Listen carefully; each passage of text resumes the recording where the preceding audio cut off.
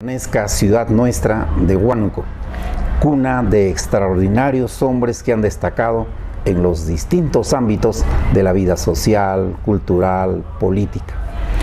Y uno de esos hombres, sin lugar a dudas, en la historia contemporánea de Huánuco, es el distinguido abogado y político huanuqueño Jorge Espinosa Eguávil. Hemos llegado hasta aquí, a la cuadra 9 del Jirón Aptao, para poder tener sus impresiones en torno a esa trascendente vida que desde el derecho, la política, la academia le ha dado a nuestra ciudad de Huánuco. Y para nosotros es indispensable recoger su testimonio personal para poder comprender el proceso evolutivo de instituciones como por ejemplo el ilustre Colegio de Abogados de Huánuco, del cual ha sido decano en reiteradas oportunidades, pero también para conocer su paso por la Facultad de Derecho de la Universidad Nacional Hermilio Valdizán, siendo forjador de numerosas generaciones de hombres de leyes.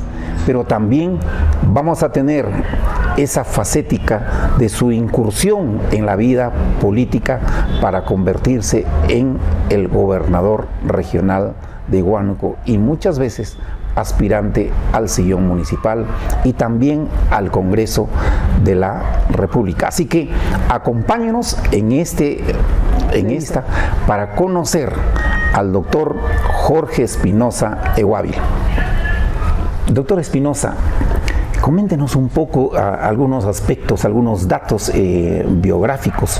¿Cómo nace, cómo surge a la vida Jorge Espinosa Eguávil? ¿Cuál es el recuerdo de ese Huánuco que vio sus ojos? ¿Cómo fue el transcurrir de su educación primaria, de su educación secundaria aquí en nuestra ciudad, que Juanito Ponce decía, la ciudad de los vientos? Cuéntenos. Bueno, en primer lugar, por la gentileza que ha tenido de venir a hacerme esta entrevista, que va a tener gran significación seguramente para la posteridad. Yo quisiera decirle en primer lugar que yo soy huanuqueño de pura cepa, como decíamos antes, porque nací en Huánuco, crecí en Huánuco, me desarrollé en Huánuco y hice mi vida profesional en Huánuco y mi vida política en Huánuco. A pesar de que tuve la oportunidad de hacerlo en otros lugares, como por ejemplo la ciudad de Trujillo, donde yo comencé en la política ya directa como dirigente universitario en la Universidad Nacional de Trujillo, que el verdadero nombre de esa universidad tampoco no es así, es la Universidad de Bolívar y Sánchez Carrión. Ese es su nombre. Pero bueno, entonces mire, yo nací acá y mis padres, mi padre propiamente no nació acá, él nació en Casma, él es casmeño, y mi madre huanuqueña de pura cepa de antecesores de los Eguávil. La familia Eguávil ha sido una familia muy conocida y ha tenido significación para su momento, una significación de carácter económico y cultural, sin llegar a ser millonarios ni muy ricos. El abuelo mío, don Carlos Eguávil, fue un comerciante que tenía en el centro de la ciudad su comercio. Bueno, pero mi abuela, por parte materna, fue hija de un hacendado que tuvo 3 haciendas: Yanaguaira, Pampatupe y El Ingenio, que no están dentro del ámbito territorial de Huánuco, pero sí de Ambo. Bueno, cuando estuvo ella hasta los 15 años de edad, gozó de todo. Pero a esa edad ya la madre se había muerto antes, que también fue matrona en Ambo. Quedó huérfana de padre y madre. Y entonces tuvieron sus primos hermanos que recogerla. Y le dijeron, mira, tú no puedes tener una vida sola y nosotros tampoco tenemos el tiempo suficiente. Tenía 15 años mi abuela entonces, Florinda Palomino Soto. Y entonces le dijeron, vas a quedarte tú en matrimonio con un señor que te vamos a presentar.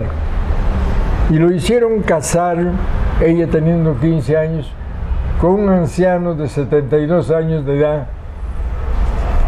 que se murió después de un poco tiempo, y los primos hermanos de mi abuela se quedaron con las haciendas y con todos los bienes que tuvo.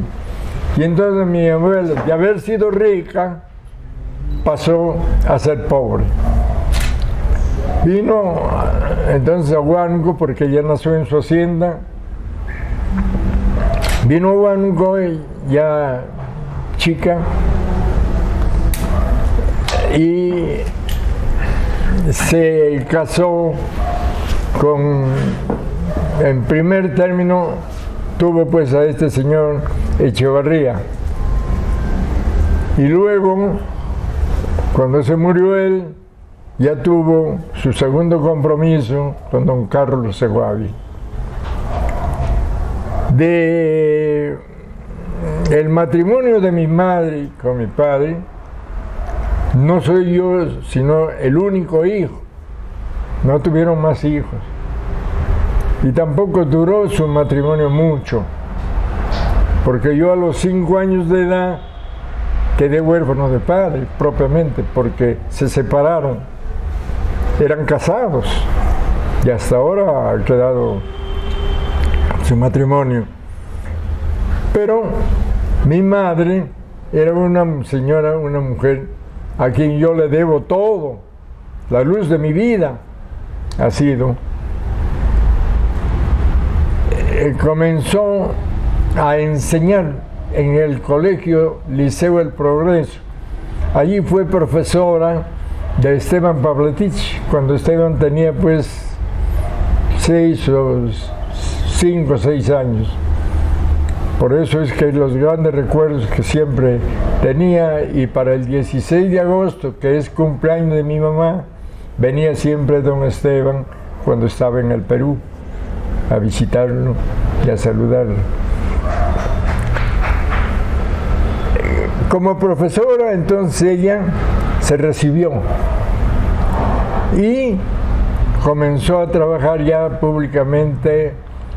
Me contaba con un inspector de educación, se llamaban entonces los inspectores de educación, que solamente eran ellos la única autoridad en toda la región. Y entonces él llegó a ver que mi madre era una mujer muy activa y le dijo, en el pueblo de Utao están ya la comunidad viniendo a reclamarme porque se ha abierto una escuela y no tiene profesor. Quiero que me haga un favor, que vaya usted como a fundar la escuela y a tener un año por el tiempo que usted... Y se fue el colegio en la primaria era el más reputado, lo que se llamaba entonces el Centro Escolar 401, y ahora es el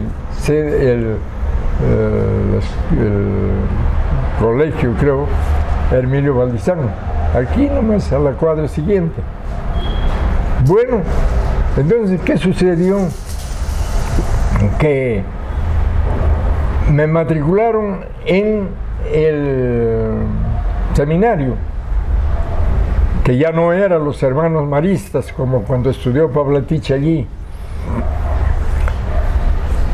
Y después de que ya estaba asistiendo más de un mes, encontraron que mi partida de nacimiento y mi partida de bautismo habían dos nombres diferentes, pero nombres ya secundarios. En ambos era Jorge, pero en la partida de bautismo era Carlos Jorge, en honor al padre de mi señora madre. Y mi papá me puso Jorge Vinicio. Entonces yo aparecía en la partida de nacimiento como Jorge Vinicio y en la partida de bautismo como Carlos Jorge. Entonces en el seminario dijeron, ¿cuál de los dos es? Acá se tiene que ver qué dice la partida de bautismo. A nosotros no nos importa la partida de nacimiento.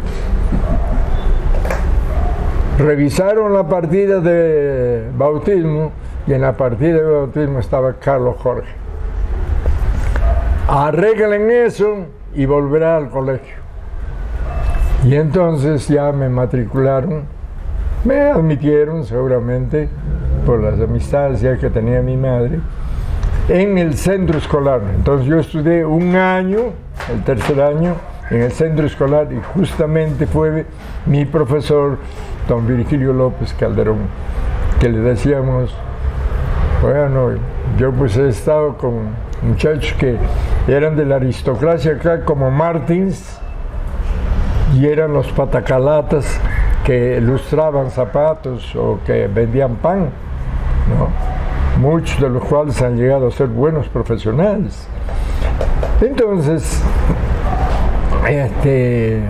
yo estudié el tercer año y al cuarto año ya me trasladó mi mamá y tenía una hermana, mi mamá, Leonor. Sus hijos eran descendientes de un Andrade, Serafín Andrade, de una familia numerosa, de varios padres, con la señora Andrea León, mamá del actual, del que lleva actualmente su nombre el estadio, ¿no? Heraclio Tapia León. Entonces él es el mayor de todos. El segundo era Baltasar Rato, y en fin, todos los Rato, todos los Gallardo, todos los Andrade eran hijos de la señora. Bueno, entonces ellas se creían también aristocráticas porque sacaban lo de la abuela Clorinda Palomino Soto, fue por la mamá, que ha sido hacendada, pero ya no éramos nada. Sin embargo, ellos no se juntaban mayormente, por ejemplo, con mis amigos que ya había hecho del centro escolar. Yo tengo ese recuerdo. Y el único que se juntaba conmigo y también se saludaba con los amigos del centro escolar era el segundo hermano varón, que era Ernesto Andrade, que hace poco ha fallecido. Entonces yo quedé con la amistad, con la pobreza, con el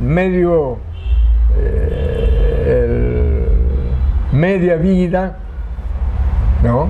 De vida de los de la clase media, y los recuerdos de los hacendados y del abuelo, que también era comerciante, y los comerciantes antes tenían una gran significación para los efectos de la consideración. Así es que ya yo me juntaba muy poco ya con los del centro escolar, pero varios pasaron también al colegio. ¿Por qué? Porque el colegio en ese tiempo no tenía más que 3 años de primaria, cuarto, quinto y sexto. Estábamos en el antiguo local que le perteneció a San Francisco. Allí hay, por ejemplo, un error también en la historia del Colegio Leoncio Prado, que estoy pregañando, ya tengo algo avanzado, porque se dice que le dieron, y eso lo he escuchado a un diputado nacional que sacó una ley, que cuando vino San Martín a Huánuco, obsequió los terrenos que tiene el Colegio Leoncio Prado. En primer lugar, San Martín no vino nunca a Huánuco. El único que vino acá fue Bolívar. Y en segundo lugar, que no le obsequiaron, sino que le confiscaron 4 conventos: La Merced, Santo Domingo, San Francisco y San Agustín. Estos 4 conventos acumularon 167 bienes entre muebles, todos inmuebles, pero entre bienes de la ciudad, casas y terrenos agrícolas y alguna hacienda. Doctor Espinosa, regresemos a lo de su trayectoria biográfica. A mí me interesa conocer cuál es el recuerdo del retrato, del rostro, ¿no?, que tenía la ciudad de Huánuco a mediados del siglo pasado, teniendo en cuenta hoy que venimos sufriendo pues una transformación, no solamente en la distribución del territorio, sino también en el crecimiento poblacional. ¿Cuál es su recuerdo del Huánuco del ayer? El recuerdo mayor que tengo es que las calles eran polvorientas. El jirón 28 de julio y 2 de mayo era un pasaje, diríamos así, que a la 1 de la tarde nadie salía de su casa, porque como hay mucho viento, y ese tiempo las casas, la mayor parte de las casas eran de un piso, entonces el viento se elevaba la tierra y era muy difícil. Entonces era una ciudad de los vientos, como le ha puesto Juanito Ponce Vidal. Bueno, entonces en el colegio llegamos y no teníamos salón el 4º año, y nos pusieron en los pasadizos que hay ahora. Ahora está la primaria, algo así, donde fue el plantel que yo estudié los primeros años. ¿Y las casas tenían sus huertos? Todos. Esto, por ejemplo, esta casa era una huerta grande. Por eso es que a continuación de mi casa estaban los abrevaderos de los animales, como ganados y caballos, que tenía el dueño, que vivía, que era un señor Ramírez, ¿no?, que le vendió este casa justamente a mi mamá, y la siguiente también. El doctor Jorge Espinosa Eguávil es un prestigioso hombre de derecho.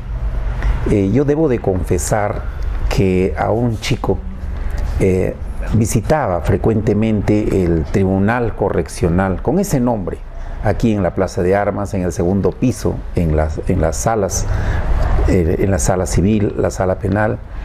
Y entonces, llevados por nuestra vocación jurídica, solíamos visitar la corte única y exclusivamente para escucharlo en aquella tribuna, en aquella esquina, al doctor Jorge Espinosa de Guávil con ese discurso para convencer la posición en defensa de sus clientes. Y entonces ahí lo teníamos como un referente. Ahora, en esta parte ya de la existencia, lo tenemos una vez más aquí, pero para preguntarle, doctor Espinosa, ¿cómo así es que decide abrazar la abogacía? Bueno, mi madre quería que sea profesor y mi padre, a pesar que estaban separados, él tenía ya un fondo que le puso San Jorge en Tingo María, y allí él elaboraba productos de jeve, de caucho, y vendía al Cerro de Pasco, y era un buen ingreso que tenía. Entonces él siempre venía a Huánuco, y mi mamá no quería que me encuentre con mi papá, porque dijo, ese hombre se ha portado muy mal y no merece que su hijo vaya a estarlo visitando. Y entonces yo me escapaba y le decía, me voy a jugar fútbol, y me iba cuando venía mi papá acá. Él me pidió y me dijo, cuando estudies ya en la universidad, quiero que seas abogado.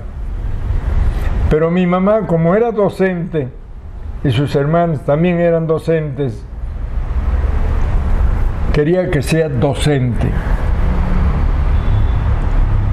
Ahora, ¿cómo llego a la Universidad de Trujillo? ¿Por qué no a la de San Marcos? Y sabes, no había más que 5 universidades en el Perú. En Lima, San Marcos y la Católica. En el norte, Trujillo. Y en el sur, el Cusco y Arequipa. Nada más. No había una universidad más. Entonces, yo era futbolista. Yo ahí en mi vida de estudiante lo que recuerdo es que cuando fuimos campeones del centro del Perú en campeonato escolar y fuimos a jugar a Lima, allí me conocí con un muchacho Montalvo de Chiclayo, porque ellos definieron el título con el equipo que nos ganó 1-0, que fue el San Luis Gonzaga de Ica. Bueno, entonces, ¿cómo decido? Por eso. Y porque me gustaba, cuando estaba en el 5º año de secundaria, un joven de 20 años de edad que estudiaba en el colegio industrial, lo mató a su madre, acá. Y bueno, iba yo a escuchar la defensa que le hacían. Y me gustaba porque vino un abogado de Lima. Así es que fui yo con la intención, ya tenía la intención anticipada de estudiar abogacía. ¿Y cuál es Pero cuando llego a la universidad, me encuentro de que se podía, en ese tiempo, se podía hacer 2 o 3 carreras o las que uno pueda. Entonces me matriculé también en educación. Para complacer a la mamá. Para complacer a mi mamá. De tal manera que yo ingreso a la universidad en 1955. Y el 60, a los 5 años, me recibo como profesor en filosofía y ciencias sociales. Pero me faltaba 2 años, porque han de ser 7 años el derecho. Y me quedé. Pero ¿por qué llego ahí? Porque como futbolista jugaba por el Club Santa Rosa desde chiquito. A pesar de que yo me consideraba fundador del Club León de Huánuco, porque el año que yo llego al colegio, al 4º año de primaria, que fue en 1946, hubo un cambio total la reorganización total del colegio. Vino un grupo de los 5 R's, le llamábamos. Director Luis Marroquín, director de estudios Eloy Arriola, secretario Germán Elorriaga, regente Herrera y Ugarte.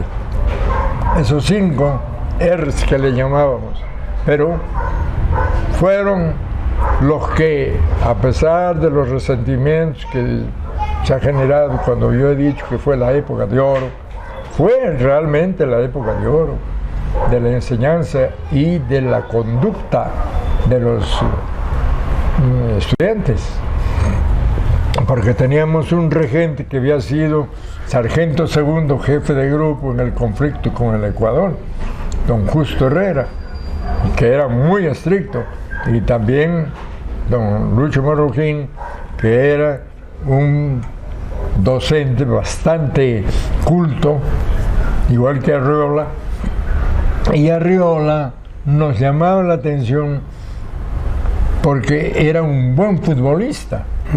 Él es iqueño. Iqueño, ¿no? Pero regresemos a lo de la vida universitaria. Vamos a pasar de ahí nomás. ¿Por qué voy a la...? Entonces yo jugaba por el Santa Rosa, y ese año, que todavía pues no era mayor de edad, me promocionan a primera división. Pero me promocionan para definir el título. Habían empatado en puntaje. Pero nosotros teníamos a los 2 backs, antes se jugaba en otra forma, no como ahora. No, se jugaba lo que se llamaba el sistema piramidal. Los 2 backs, los 2 defensos, eran de la selección. Entonces yo no podía entrar ahí, porque ya ellos eran mayores. Pero resulta que en el penúltimo partido, a Robles le malogran la rodilla. Y a mí me hacen jugar ese partido y faltando 3 minutos o 4 para que termine, me fracturo la pierna. Eso fue el 26 de noviembre, cumpleaños del presidente Manuel Odría. Y ya no puedo ingresar a San Marcos. ¿Por qué? Porque en San Marcos se daba exámenes en enero. Y entonces mi primo, un primo que hace poco muerto, era el médico Carlos Ríos de Guávil, le dice a mi mamá: tía, no se preocupe, no se desespere, yo me lo llevo a Trujillo, yo estoy estudiando en Trujillo, es una buena universidad, la segunda después de San Marcos. Todo el norte, todo el oriente y todo el centro a Trujillo. Bueno, probé, fui y ingresé. Entonces ya, como solamente me había fracturado la tibia, pronto me mejoré y comencé a jugar de nuevo allá. Me hicieron dirigente universitario.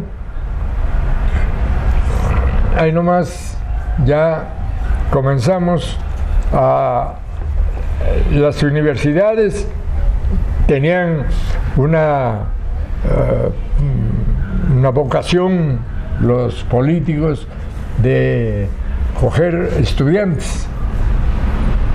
Y entonces yo comencé, no en el Partido Comunista, que yo nunca pertenecía al Partido Comunista. Yo comencé en el Partido Socialista del doctor Luciano Castillo Colonna y el doctor Luis Bustamante, no Luis Bustamante y Rivero, sino Luis Bustamante García, que fue el vicepresidente. Las 2 grandes figuras, 3 con el huanuqueño del socialismo, que dieron la Constitución de 1932. El huanuqueño al que se refiere es Saturnino Vara Cadillo. Saturnino Vara Cadillo, efectivamente. Bueno, entonces ya me gustó, fui delegado del primer año y en segundo año ya fui delegado al Consejo Universitario. Y en tercer año ya me hicieron presidente del Centro Federal de Educación. Pero allí me conozco con Genaro Ledesma Izquiete, que él era cajamarquino. Me llevaba unos 4 años en educación y en edad. Y nos hacemos amigos. Y me dice, ven, y me comienza a hablar más profundamente del marxismo. Y les digo a ustedes que me gustó más Marx y Lenin que todos los demás, por su capacidad intelectual. Los demás eran unos matones, comenzando por el gran jefe de nuestro enemigo número 1. Va a herir susceptibilidades, doctor. Bueno, entonces, no, es Mao Zedong. Mao Zedong no tiene más que un solo trabajo intelectual bueno, nada más. Bueno, entonces ya él comenzó y formamos, el APRA era fuertísimo en Trujillo, entonces formamos un grupo del Frente Único, el FUR, Frente Único Revolucionario Estudiantil, el FUR, y nos juntamos pues comunistas, socialistas, los trotskistas y todos los demasistas. Además de la Democracia Cristiana, Acción Popular, que se había fundado hacía poco tiempo, y con ellos hicimos un bloque fuerte y ganamos las elecciones nacionales. Resulta de que Luis de la Puente Uceda, el guerrillero que lo mataron en los escarpados territorios del Cusco en Mesa Pelada, era el líder de la juventud aprista, un buen dirigente, un buen estudiante, un buen orador y valiente. Pero nos agarrábamos. Y en realidad habían bastantes ya, diría, veteranos, estudiantes universitarios que estaban 3, 4, 5 años. Ya Lucho de la Puente estuvo en la universidad 14 años, con Gonzalo Fernández Gasco. Entonces, vino 1956, que ganó Prado las elecciones, y con Prado el APRA entró en lo que le llamaron el Frente Democrático, ¿cómo le llamaron? Pradista. ¿Ah? El Frente Democrático Pradista. Pero peruano. No ves que se juntaron con el APRA, no fue, sino bueno, le puso un nombre copiando de lo que habían hecho Estados Unidos con una coalición ahí. Una coalición. Convivencia. La convivencia. La convivencia. Entonces se llamaba Frente Democrático, no, Partido Democrático de Convivencia Democrática. Y Lucho de la Puente, nosotros ya después le tratábamos así, volvió allá de la Torre del exilio. Y le esperaron pues en Trujillo, plaza llena. Y en el APRA, cuando hablaba allá de la Torre, solamente podía hablar un representante de la juventud y el secretario general, y quizás una representante de la mujer. Pero ahí tomaron la decisión de que cuando haya delatorable solamente el secretario general y el secretario de Juventudes, tanto de la universidad como de fuera. Para eso ya habían hecho la convivencia Prado con Aya La Torre. Entonces Lucho de la Puente habló pues como representante de la juventud, y me acuerdo como si hubiera sido ayer, porque entonces en esa época ya yo había ingresado como periodista a ser jefe de redacción del diario La Nación de Trujillo, que era uno de los diarios importantes del norte del Perú. Y eso también fue una cuestión anecdótica. Doctor Espinosa, y al terminar su vida universitaria en Trujillo... No, pero fue interesante esto lo que quería contar. Ah, claro, sí, cuéntenos, por favor.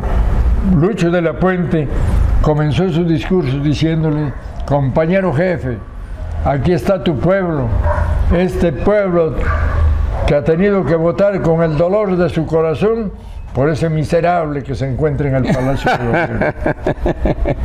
Adiós convivencia. Y sacó un libro debajo de su sobaco y dijo, enseñando a toda la multitud: este libro es el antiimperialismo y el APRA. Este libro ha sido el libro de nuestra cabecera. Con esto hemos aprendido el aprismo. Ahora hay que revisarlo, porque todo lo que dice acá ha hecho lo contrario al compañero jefe al unirse con ese miserable. Valiente posición. Termina valiente posición. La juventud lo aplaudió, pero la masa, el campesino, todo lo que tenía el APRA, guardó tranquilidad y ni lo aplaudió ni lo silbó. A los pocos días sale la noticia que de la Puente a Gonzalo Fernández Gasco y a 2 o 3 más lo han suspendido y sometido a disciplina. Entonces seguramente, esto ya es una inferencia que hago, una inferencia, seguramente que él continuó con su radicalismo dentro del seno del APRA. Lo expulsaron. Entonces cuando lo expulsaron, él formó el APRA Rebelde. Y se peleaban cada vez que se encontraban pues con el grupo del APRA oficial.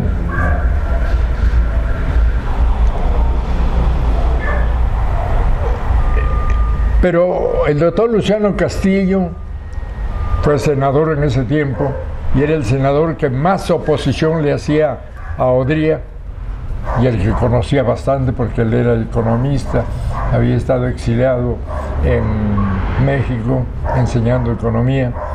Bueno, le invitamos para que hable en ese tiempo sobre el problema de la Brea y Pariñas. Y fue pues a Trujillo, porque él es piurano. Y fuimos al almuerzo después de la conferencia que fue en la mañana. Y lo invitamos también a De la Puente porque ya estaba en la posición de rebelde. Y él también ya se inclinó. Y comenzamos a ganar las elecciones en San Marcos, en el Trujillo, y siempre habían perdido en el Cusco y a medias en Arequipa. Y en la Católica estaba con la izquierda. Entonces barríamos las elecciones. Eso es lo que yo, por ejemplo, me acuerdo. Y lo de Lucho de la Puente. ¿Y por qué me acuerdo más lo de la Puente? Porque de la Puente se encontraron el grupo en momentos en que salían del periódico. El día domingo llegué a Valle de la Torre, de nuevo ya, a Trujillo. Y el día sábado va de la Puente con Gonzalo Fernández Gasco y 4 o 5 más que lo seguían al periódico y me dicen: oye, Cholo, ¿sabes? Estamos trayéndote para que me publiques este comunicado de protesta por la llegada de Valle de la Torre. Imagínate que a su pueblo pues, no protestaban por su llegada.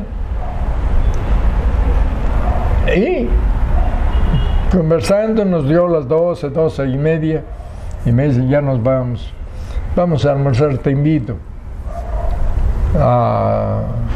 Vamos a almorzar a Buenos Aires.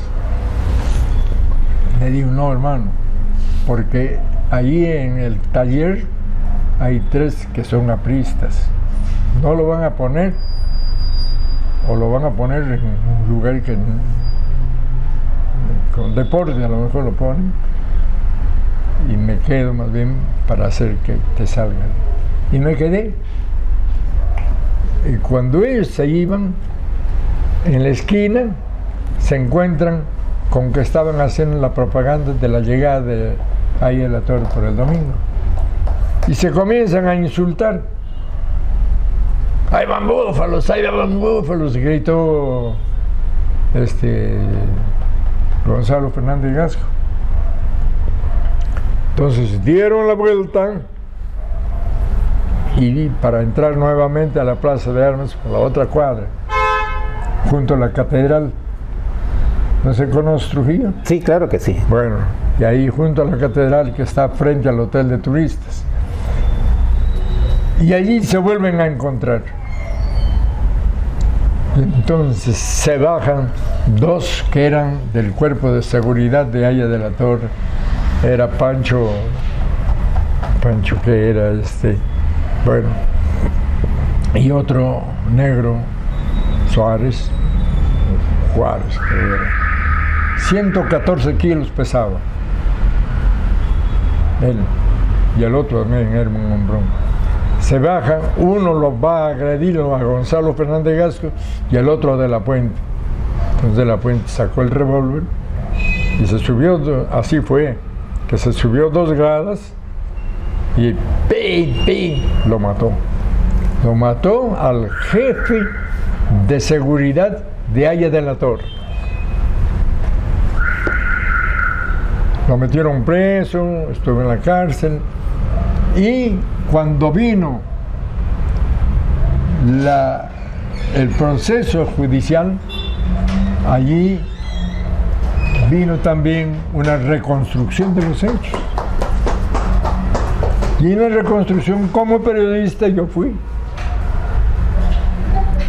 Pero los demás, que no eran universitarios, también estuvieron ahí. Se hicieron de noche. Bueno, resulta de que el juez no tenía un alto, yo era el más altito de todos.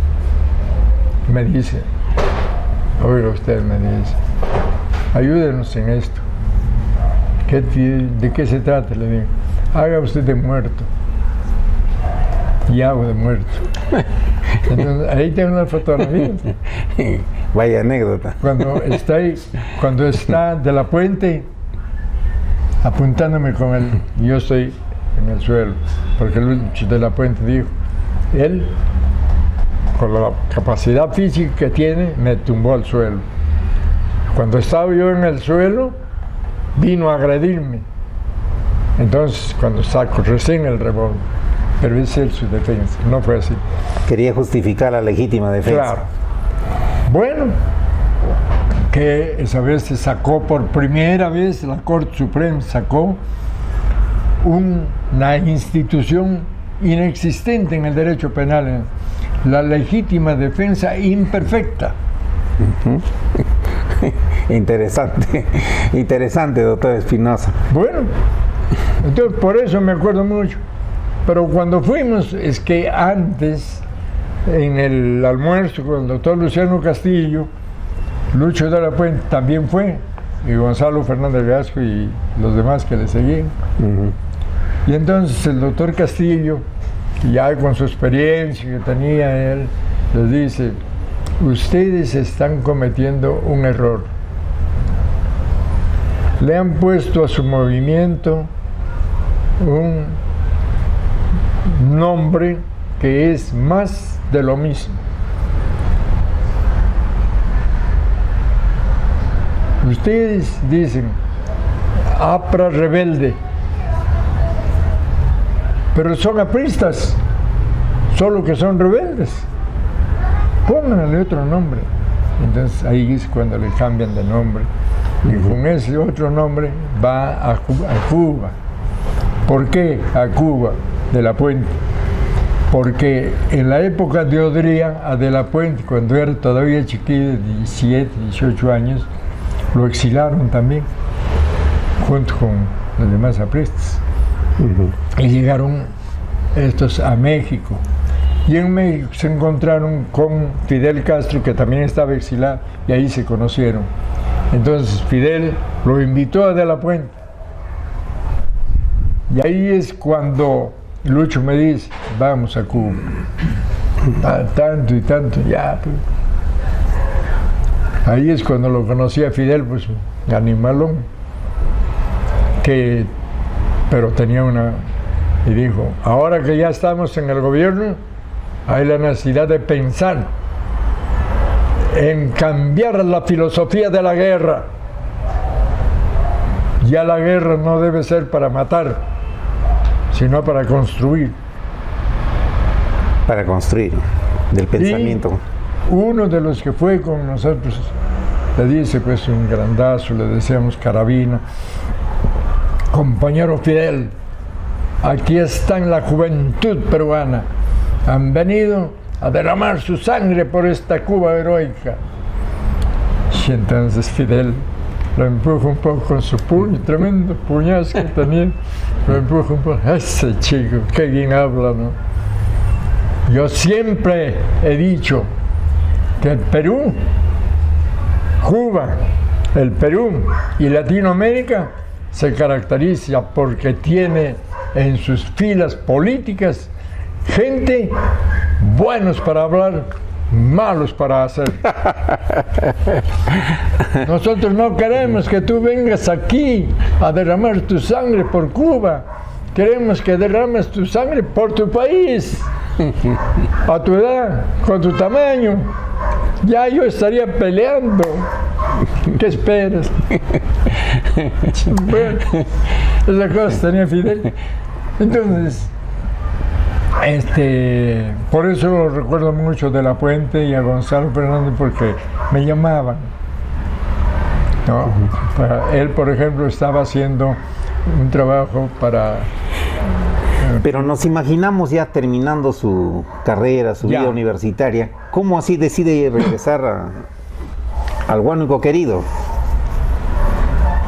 No, cuando yo termino Derecho, mi mamá me pega una cuadrada y me dice: no me vas a venir a Huánuco. ¿Y por qué? Le digo: porque tú eres conocido acá por el fútbol, por mil cosas, por la familia, y te van a ocupar. Y como todavía vas a estar pichón, así me dijo, vas a hacer mal las cosas y te van a criticar. Ya hayas practicado en otro lugar, que no importa que digan que eres malo, vendrás. Y efectivamente, entonces me quedé en Chimbote. Y de Chimbote pasé a Casma, porque Casma, bueno, fue la tierra de mi padre en cierta forma, y tenía también juzgado, aparte. Así es que, porque antes Casma había sido el centro de operativos de toda índole, porque era la capital provincial, ¿no? Chimbote y Huarmey pertenecían a Casma.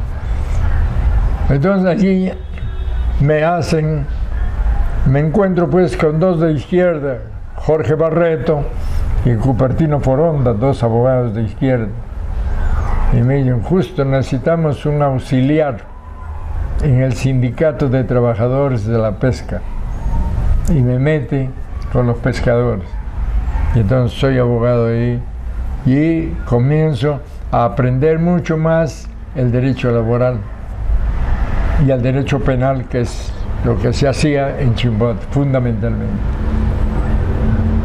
Y que en alguna medida ha marcado su trayectoria en el derecho, porque se ha especializado en la enseñanza del derecho laboral y también del derecho penal, claro, ¿verdad?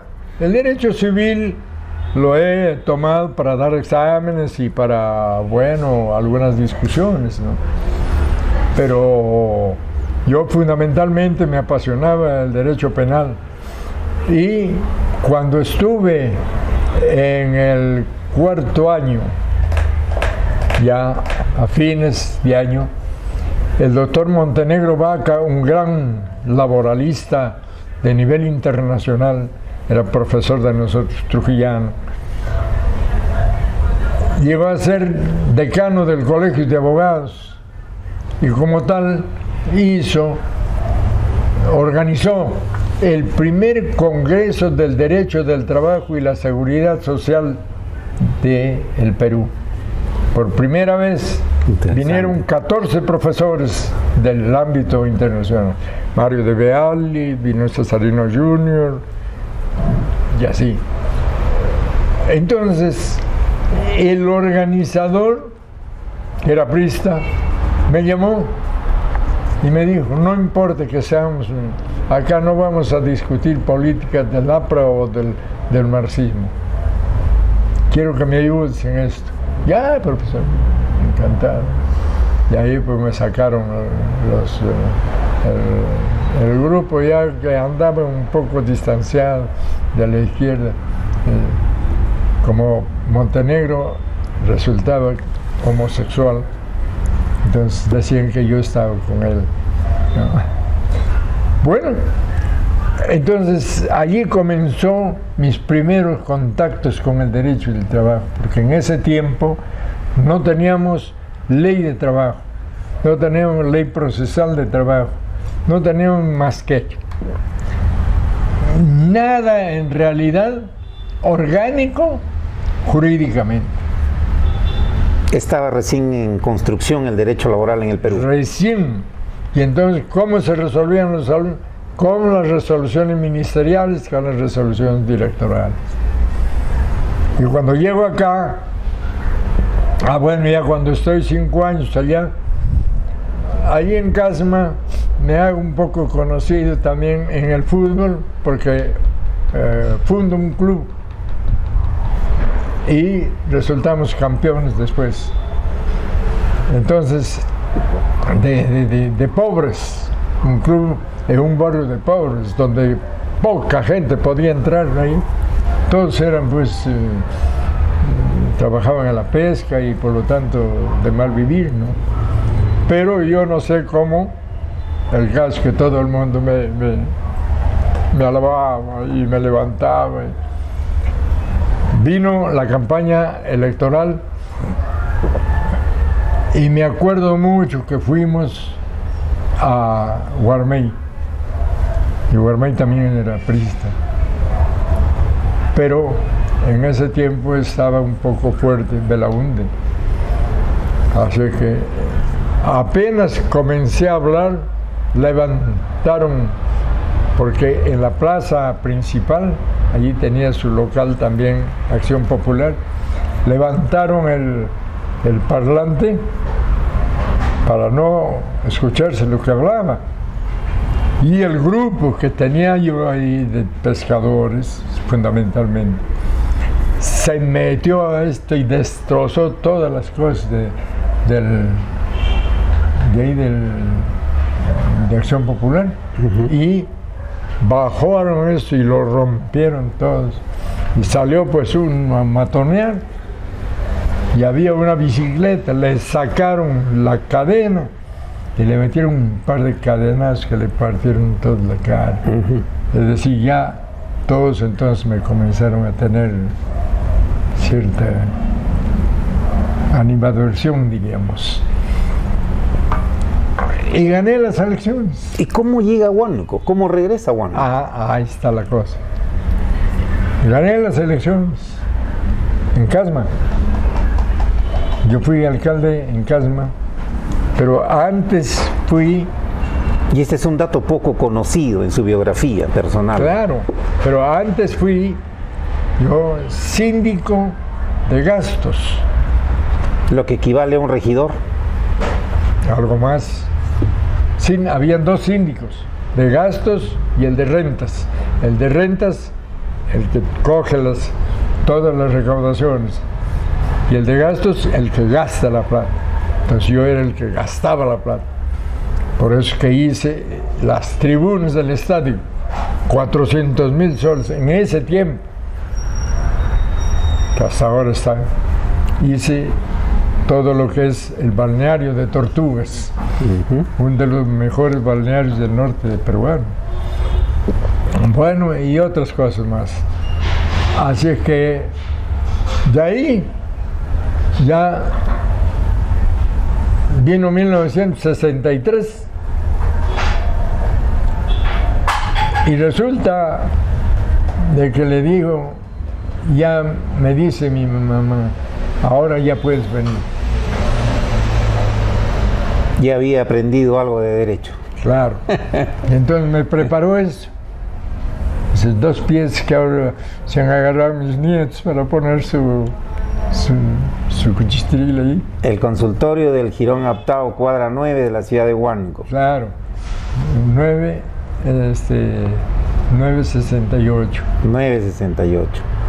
Bueno, entonces ya pues acá me quedé y comencé a hacer política.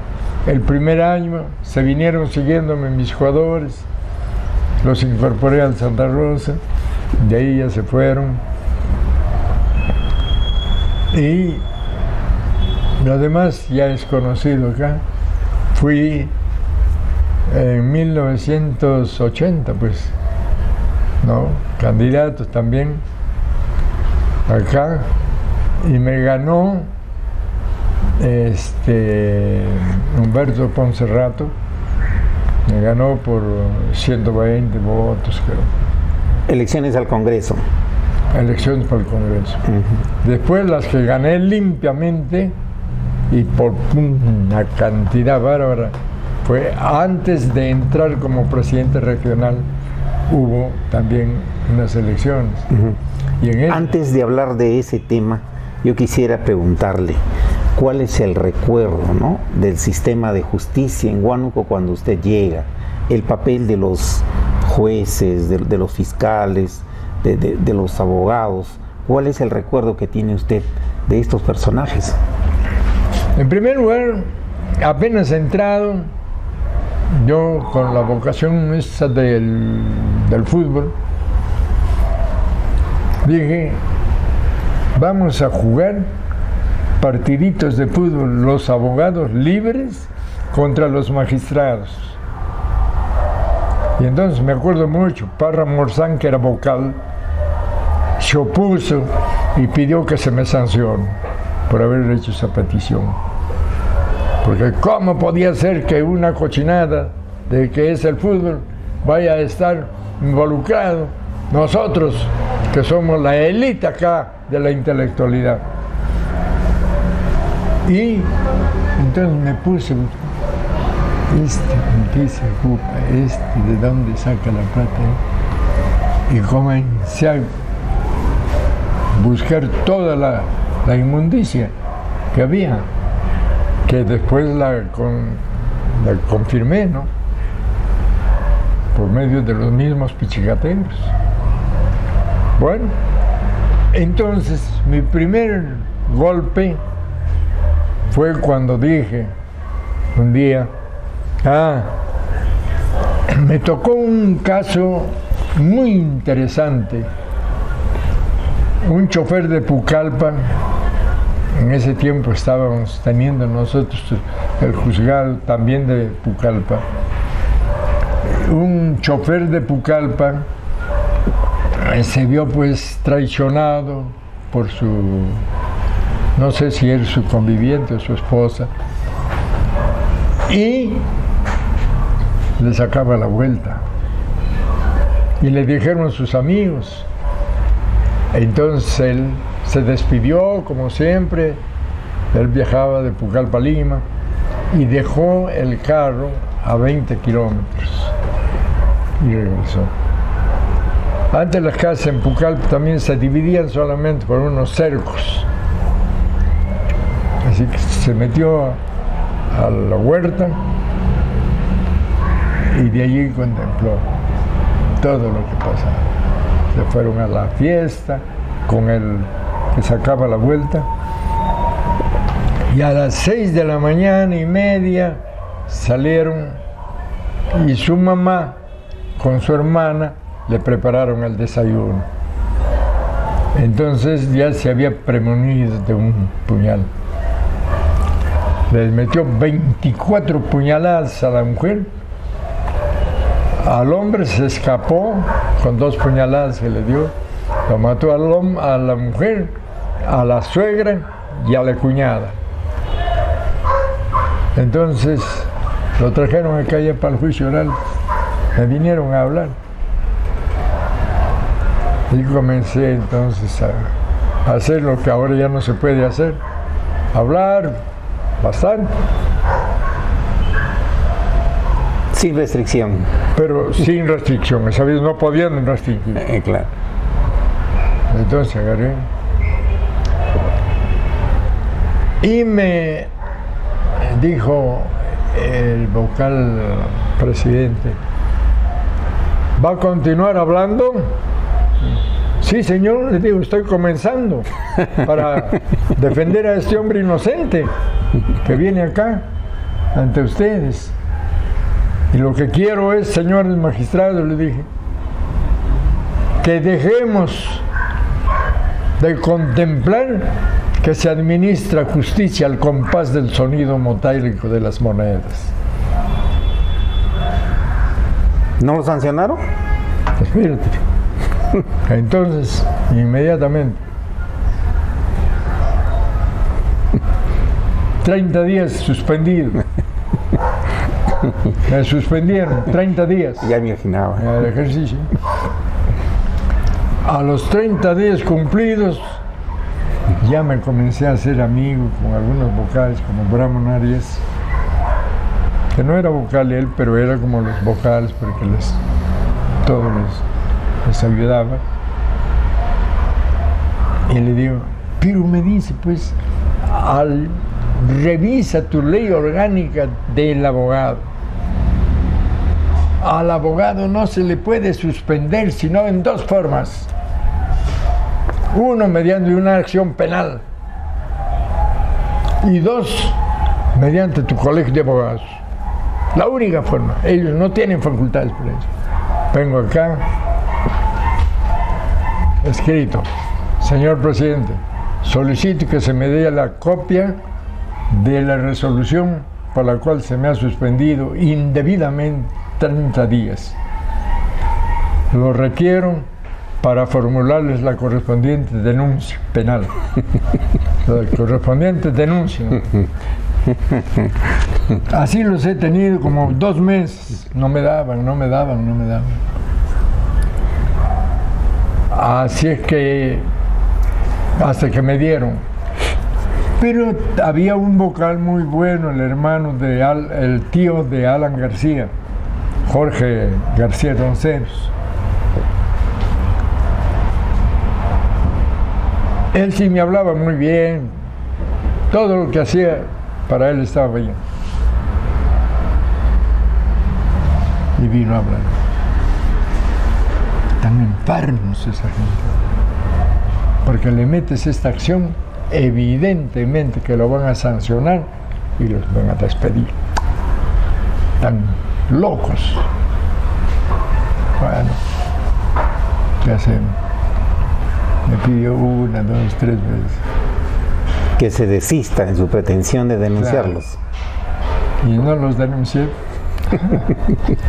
No los denuncié. Y bueno, se hicieron un poco y dijeron, ya está bien. Y sobre el fútbol, hay una cuestión anecdótica. Había acá un abogado que le decían FTD. No le afecta la sombra.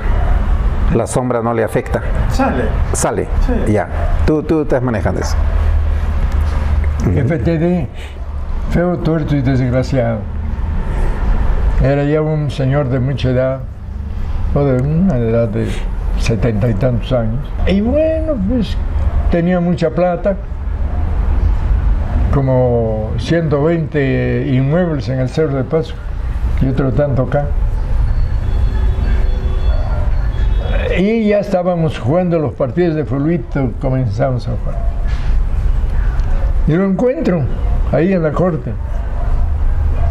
Y le digo, don Luchito, Luis Pinzás Picón, don Lucho, digo, se viene el 4 de julio. Sí, me dijo, ¿qué cosa es el 4 de julio? ¿Cómo qué cosa? Tu cumpleaños, pues. Vamos a venir a matar los patos y a comer lo bueno.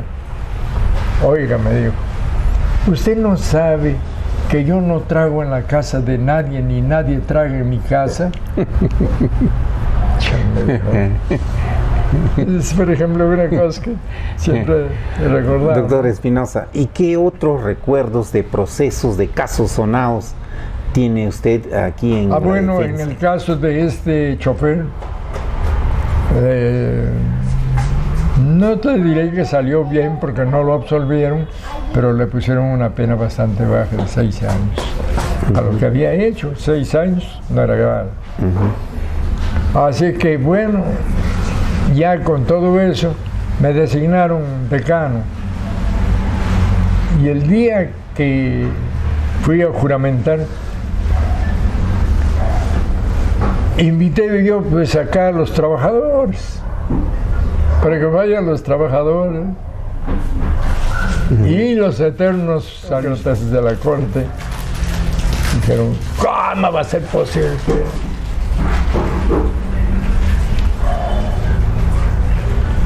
Ahora, en los anales, sí. Fueron los trabajadores, algunos vocales no fueron, algunos otros sí. Y hubieron 2 que estaban ahí y comencé pues yo a atacar la corrupción. Y dije que vamos a tener que luchar contra la corrupción, porque la corrupción se ha institucionalizado también en el Poder Judicial. Yo tengo las pruebas evidentes de eso. Doctor Espinosa, usted ha sido decano, ¿no?, del Ilustre Colegio de Abogados de Huánuco. Por 6 veces. Por 6 veces. Y creo que este es un hecho histórico dentro del foro huánuqueño. Coméntenos. Efectivamente, pero cuando yo llegué acá, habían solamente en todo el distrito judicial expeditos 22 abogados. Y acá en Huánuco habían 12. Los demás estaban en la Unión, Tilma María y ambos que no tenía. Entonces, Huánuco era el centro de todo. No. Y para ir antes de mí, ningún decano nunca salió a un evento nacional para los congresos que se llevan a cabo cada 2 años. Ninguno. Yo fui al primero en que, sin ser decano, era secretario recién, me habían elegido secretario cuando recién comenzaba acá. Lucho Rivera, el poeta, él era el decano. Dijeron, ¿sabe? En Trujillo tienen que ser, es el Congreso y hay que ir a Trujillo. No, dijeron, vamos a estar bien. Yo puedo ir, les dije. Sí. Y fui como decano. Como decano, ¿no? En la historia del Colegio de Abogados de Huánuco, que antes se denominaba Ilustre Colegio de Abogados de Huánuco, Pasco y Ucayali, sucede un hecho único.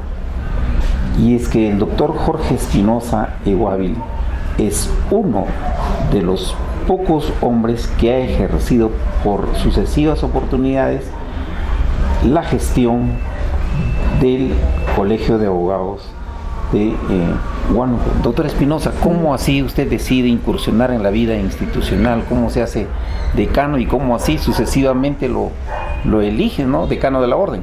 Cuando llego acá, a los pocos meses, antes hacían las elecciones sentados en una mesa, en la mesa del colegio. Se sentaban ahí 10 o 12 abogados y nombraban por turno, cada año a uno, una vez a Antuco López Cornejo, otra vez a Lucho Rivera, otra vez a Panchito La Rosa, otra vez así.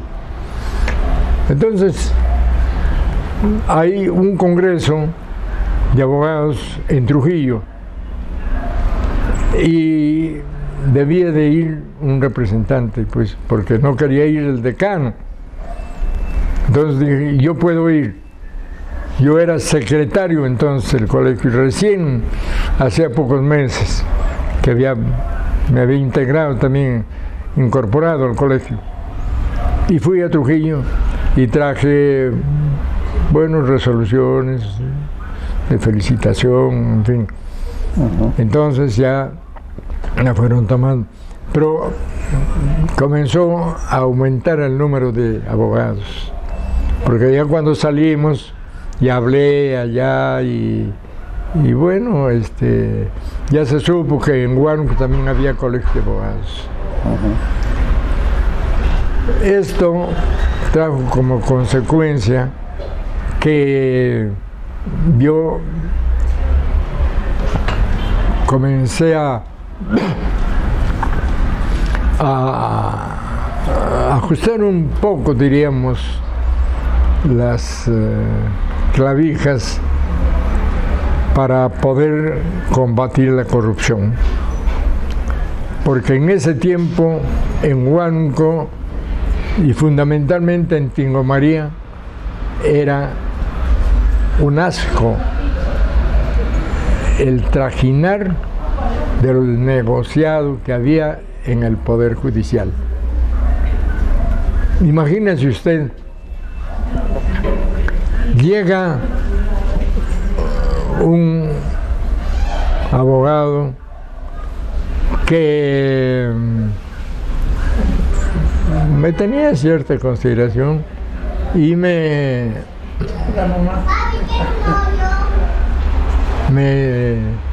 invita a abrir mi oficina también en Tingo María. Y entonces me toman uno que había sido mi alumno en Trujillo y ya estaba metido en la droga. Pero yo no sabía que era pichicatero. Y me dice, sabe que al maestro lo han detenido y quieren que usted lo vea. Ah, le digo, muy bien. De plata le han detenido, con 70 soles. ¿Dónde lo han detenido? Estaban tomando un café y ahí en el café. Muy bien, le digo. ¿Y ya le dieron cuenta al fiscal? No le han dado cuenta todavía a la policía. Y me voy, pues. Me voy donde el comandante. Y le digo, he venido para ver esta situación. Ah, no, me dijo, él tiene ya su abogado. El abogado de él lo va a nombrar, designar él y su familia. O no puedo. No, me dijo, usted sabe que aquí las cosas no es así nomás. Usted no conoce las prácticas que se tienen. Sí conozco, le digo, pero no estoy de acuerdo con esas prácticas. Entonces, tanto y tanto lo han traído La droga era de 28 kilos, creo. Metieron adentro para pesarla. Y aparecía 18. Entonces dije, vaya el fiscal. Para eso llegó acá un fiscal que había estudiado en Trujillo, que era Lucio Zambrano, fiscal superior. Lo llamé por teléfono a Lucio Zambrano y le digo, oye acá.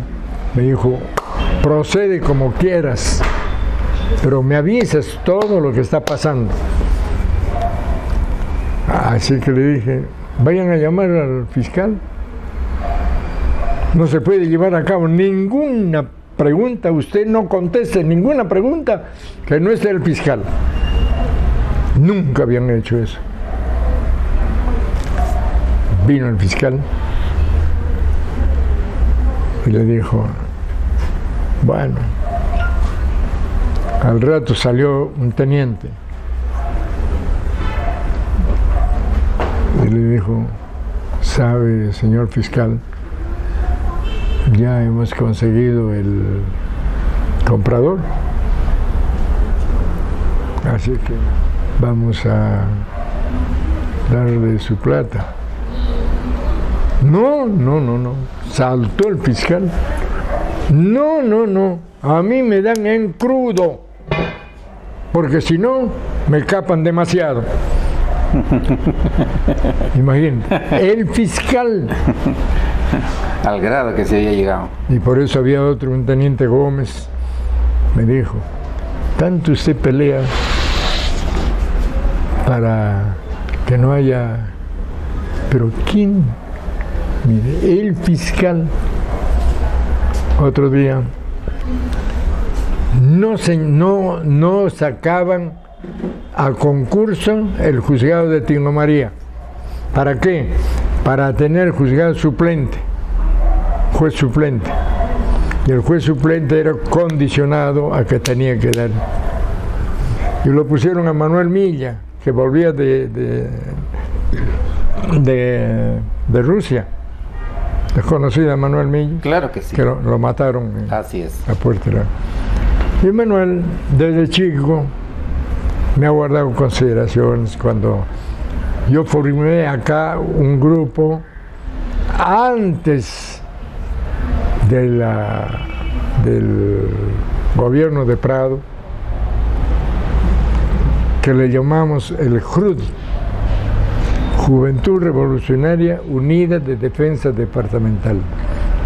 Me nombraron presidente, a mí, a Capi Linares, que era dirigente bancario, y así.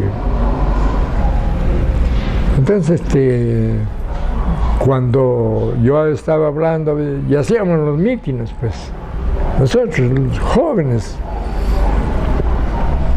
Entonces, el papá de Manuel Milla era policía y custodiaba la garita que quedaba en el puente Calicanto para que lo pasen los carros. Entonces iba Manuel Milla llevando la portavienda de comida y después se quedaba ahí sentado escuchando. Entonces ya me conocí y cuando volvió con el título de abogado, le pusieron como juez suplente. Y viene un día y me dice, oye hermano, yo atendía el lunes en Tingo María y me venía el martes de mediodía. El jueves, martes, miércoles y jueves en la mañana estaba. Iba para atender el jueves en la tarde y el viernes. Y el viernes entonces me venía después. Me dice, oye hermano, llévamelo este paquete pues a Huánuco. ¿Está haciéndote a Huánuco? Sí, le digo. Voy allá, le digo. Oye, pero no va a ser droga. No, me dijo, no es droga. Paquete. Puse ahí a mi maletín y me lo traje. Y como a los 10 minutos se parece él. Y me dice, oye hermano, el paquete que te he dado. Acá está, le dije, ahí lo he dejado.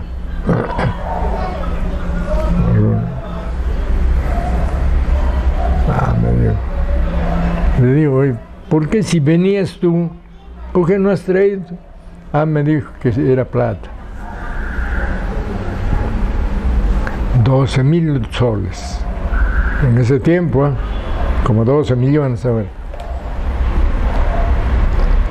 Y me dijo, pues, sabes una cosa, que yo para ser juez, pues tengo que mensualmente dejarle su plata a los vocales.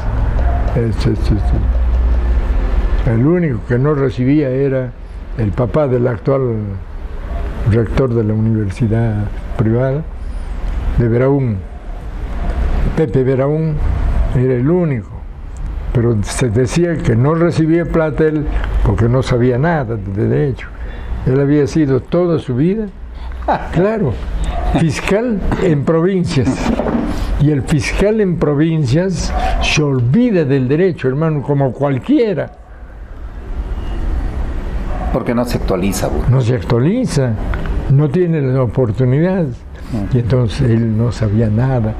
Entonces iba, le hacían firmar esto, también. Y pasaba. Muy bien, doctor. Entonces, fíjate, el dinero era para los vocales. En el otro caso, el fiscal, la policía, para que no le den en plata, sino en droga. Porque si ustedes me capan mucho. Vayan tiempos, ¿no? Doctor Espinosa, usted ha alternado el ejercicio profesional del derecho de manera particular privado. ¿Por qué no, la pregunta que siempre me he hecho, ¿por qué no aspiró, como generalmente hacen los abogados, a un cargo público? Por dos razones. En el juzgado, en la fiscalía. ¿Cuáles son esas razones? Dos razones. En primer lugar, que constaté que había, desde cuando era estudiante, que había mucha corrupción. Y en segundo lugar, que los jueces no estudiaban. Y no estudian porque no tienen tiempo para resolver la ruma de papeles que le ponen. Entonces, un juez no es juez culto. Por eso es que los jueces que son más o menos leídos o lectores son los que brillan, como San Martín. Entonces, los dos motivos. ¿Sabes? Cuando yo era decano del Colegio de Abogados, viene el cambio de gobierno. Gana las elecciones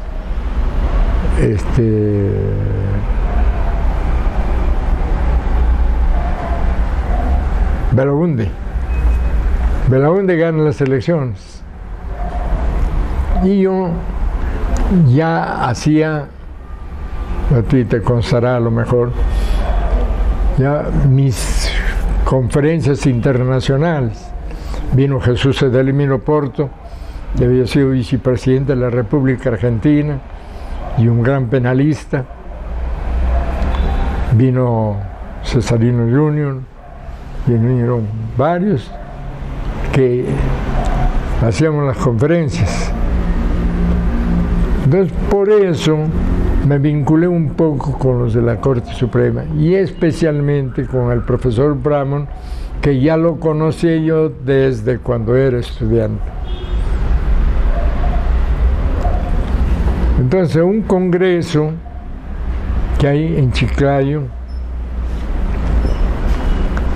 me nombran, bueno, van a la elección de la junta directiva, no ya de los colegios de abogados, sino de la Federación Nacional de Colegios de Abogados del Perú. Mira, esta cosita nomás a ver si... Presidente de la Federación Nacional de Colegios de Abogados del Perú. Y allí es cuando voy al Congreso y me designan, y va Brown como candidato a la presidencia, y me designan, Brown me lleva en su lista. Voy como vicepresidente. Entonces, como vicepresidente, ya iba, pues yo todos los sábados hacíamos. Y Brown es llamado por el presidente Belaúnde, que había ganado las elecciones. Y entonces queda vacía la presidencia. Yo asumo la presidencia. Yo llego a ser presidente de la Federación Nacional de Colegios de Abogados del Perú, habiendo sido elegido primer vicepresidente en el Congreso Nacional del Norte. Y cuando estoy allí, la Constitución Política del Estado, que lo presidió Aya de la Torre, no terminaron. Algunos flacos dejaron ahí.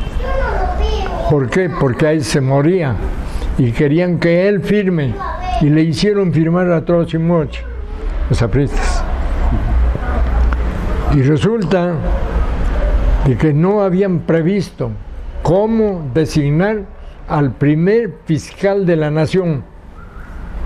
Porque ¿de dónde sale el fiscal de la nación? De los fiscales supremos.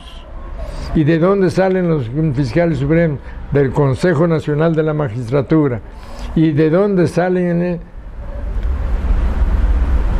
Entonces quiere decir que si no hay fiscal de la nación, no había nada, porque él preside. Y el fiscal de la nación quedaba en vacío. Entonces, en esas circunstancias, le dicen a Belaúnde: resuelva usted este problema. Este es un problema de estructura de la Constitución. Y le aconsejan y le dicen: nombre usted a una terna, designe un representante del Poder Ejecutivo, un representante del Poder Judicial y un representante de los abogados del Perú. 3. Y nombran a 3. Y decide el presidente de la República a quién nombra de los 3. Entonces se encuentra el representante del Poder Ejecutivo, era el que había señalado el presidente, era su partidario. Y el presidente, el representante del Poder Judicial era el doctor, esa vez era Bocanegra, creo. Era también de Acción Popular. Entonces Belaúnde se ve en un problema que ¿a quién nombra? ¿Al representante del Poder Ejecutivo o al representante del Poder Judicial? El tercero en discordia era yo, que me habían nombrado los abogados del Perú, porque era yo el presidente en ese momento. Y vamos a la terna, y resulta que Belaúnde dice: no sé por cuál de los dos. Y le dicen: ninguno, el tercero en discordia. Dicen: pero ¿quién es este tercero en discordia? Es un abogado de Huánuco, y le pasan la voz y le dicen: cuando usted fue en 1956, él con su grupo es el único que apoyó en Huánuco a usted. Ah, entonces este es. Y toda mi documentación lo hacen y me sacan la resolución de fiscal de la nación. Felicitaciones, mi señora, ya el teléfono lo colgó, porque a cada rato llamaban para felicitarme de acá, de allá, de allá. Ya me imagino, doctor. Era pues el primer fiscal de la nación que nunca había habido antes. ¿Y qué sucede? Ya estaba yo, cuando ya me iba a hacer cargo, la secretaria de la presidencia, meticulosa, volvió a revisar mis documentos y se encuentra con que yo tenía 47 años y no 50, y la Constitución exige que para ser fiscal de la Nación hay que tener 50 años. Me quedé afuera. Vaya anécdota de la vida. Entonces sí. Y si no, estaríamos hablando con el ex fiscal de la Nación. Claro, yo hubiera sido el primer fiscal de la Nación. Doctor Espinosa, ¿y qué más recuerda de la vida institucional del Colegio de Abogados de Huánuco? Sus decanos, sus agremiados, ¿qué es el recuerdo que tiene usted de ellos? Tengo un recuerdo un poco áspero de un abogado.